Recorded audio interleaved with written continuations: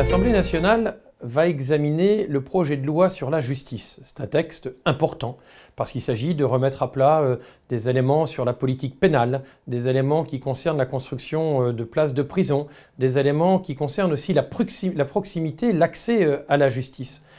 Le groupe Les Républicains a beaucoup à dire sur ce texte. La justice va mal en France. C'est un diagnostic qui est partagé par l'ensemble des acteurs politiques, par les professionnels, par les magistrats, par les avocats, par les auxiliaires de justice, bref, par l'ensemble de celles et ceux qui travaillent aux côtés et avec la justice. Les propositions du gouvernement, les préconisations ne sont pas à la hauteur des enjeux. Ainsi, pour les places de prison, le président de la République avait annoncé, avant qu'il soit président, pendant la campagne, 15 000 places de prison. Aujourd'hui, on les annonce, mais sur plus de 10 ans.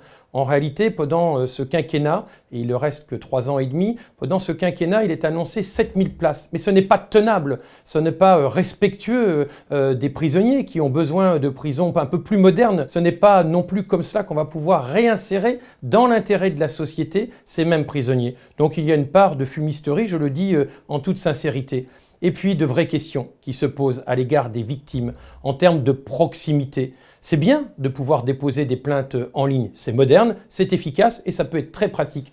Mais quand on a subi certaines agressions, je pense à un viol, on n'a pas nécessairement envie de se retrouver derrière un écran d'ordinateur. On a plutôt envie d'un accueil public. Il y en aura, il en restera, mais à terme, puisque le gouvernement fait de la numérisation, de la médiation en ligne, de la résolution d'un certain nombre de conflits en ligne, eh bien, il y a un risque de disparition de la proximité et donc un risque d'éloignement de la justice pour nos concitoyens. Ce n'est pas cette conception-là que nous avons d'une justice moderne à l'écoute de nos concitoyens.